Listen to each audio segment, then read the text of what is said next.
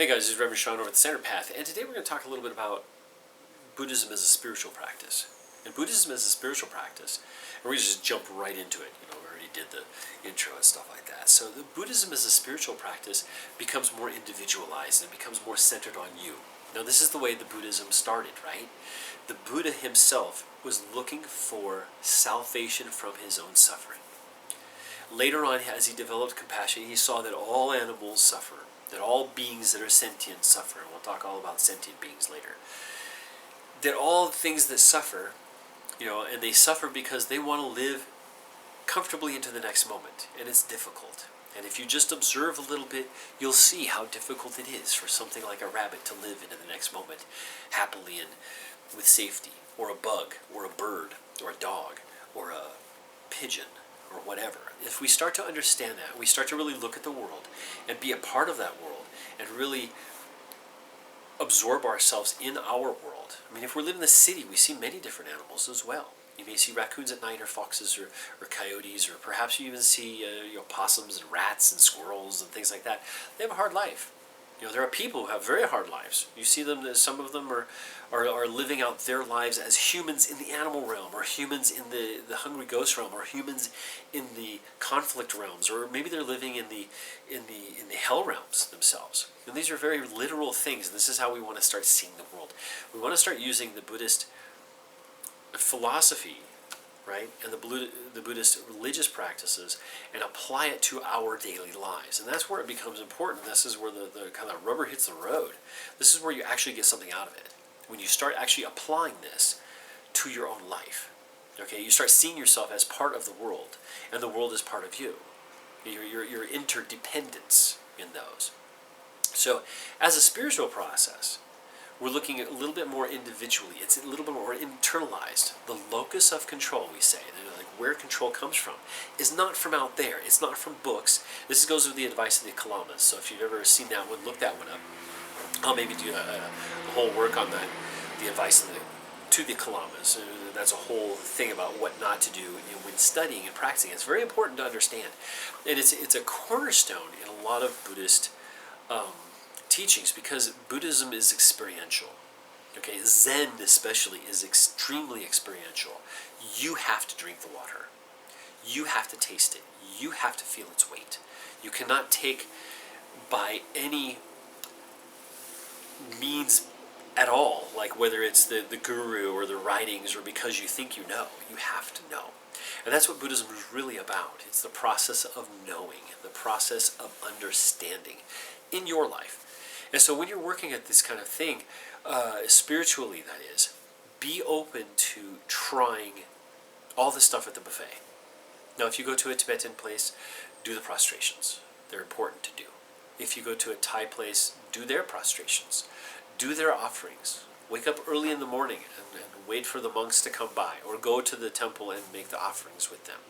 This is an important part to show your compassion for others, your helpfulness to others, and your understanding of the process, and the understanding of the human condition, and the understanding of the conditions of the world. You see things differently if you're really contemplative, and you're really getting into that kind of thing. It's hard to do, because you may have to drive through traffic to get there. And it's very hard to be spiritual when you're in traffic, but you can do it. Okay, it's little tiny bits. Those little tiny bits will build like little tiny Legos. Okay, eventually you'll have this big tower of power in your spiritual practice. If you want to add in things like crystals and stuff like that, that's fine. But you need to also understand why those things aren't in Buddhism. Okay, why we don't have those things. We don't have a lot of. You do see amulets. You do see luck charms. You do see icons. You do see different things, right? We see a lot of this different stuff, whether it's gongs or something like that. Those are all add-ons. The Buddha did not have those. The Buddha only had the ground below him and the sky above and him right in the middle. And that's what he started to realize. Okay, everything else was added on to that. And you can start looking that up and you can see it is true. There wasn't, any of the vajras and the dorjes and the bells and the whistles and the shakujos and all those kind of different tools were added on from somewhere else. Okay, and we'll go over some of the tools too, because they're very interesting, and I think they're very, very important meditative practices and contemplative practices, and actually very good focusing tools for those kind of things. We'll go over a bunch of different ones at some other time, malas and things like that. So anyway, this is Reverend Sean over at the Centered Path, and today we're talking about being spiritual on this path, as opposed to being religious or opposed to being just philosophical. Remember, philosophical is being like into the books, discussing and understanding the concepts. The application of it is going to be, the application of it by yourself is the spiritual practice. The application of it in a community is the religious practice. So you can approach it at any of these. People often say that it's not a religion, it's not a religion, it's not a religion. It's a way of life. And it is. But unless you understand and unless you appreciate those other parts, you'll never be able to understand that. You'll never really grasp it. You should get into the religious aspect. You don't have to be so far in it that you get lost. You always need to be self-sufficient. This is like someone who jumps into the river on a raft where they have no paddle. They have no way to get to the other side. If there's rapids, you're going to go down. You're going to go the way that the river's going. You can't get across. You have to have a way to get across. And the way to get across is through your own effort only. You can't, there's no such thing as a free ride. You don't just hop in the boat and just sit there and wait for it to happen for you. You're going to go down the river and over the waterfall. You have to paddle. Sometimes you have to paddle furiously. Sometimes against the current. Sometimes with the current. Sometimes there's hardly any paddling at all. Sometimes it's very still. Depends on you. That's our karma, right? But when we get to the other side, we don't need it anymore. We don't need that process. We let go. We let go of those teachings when they're part of us. We've achieved our goal. When you've become compassionate, you don't have to worry about it anymore. When you've become more wise, you don't have to worry about that anymore. You do your compassion practice because it's part of you. You're already there. You do your wisdom practice, it's part of you. You do your generosity practice, it's part of you. You do your practice of metta, you do your practice of karuna, you do any of these ahimsa, any of these kind of practices, you do them because they're part of you. And you're now making that a part of the world. So see, that's how you become, as a spiritual person, you open up and change the entire world. Because that's what it's all about, isn't it? Anyway, this is Reverend Sean again. Sorry about the extra part there. This is kind of a shorter one. Don't forget to go to the website, www.thecenteredpath.org. It's all free stuff, man. I mean, I've got a cheat sheet on there for you. You can look up the different parts that I've gone through. These are kind of like the basics of Buddhism.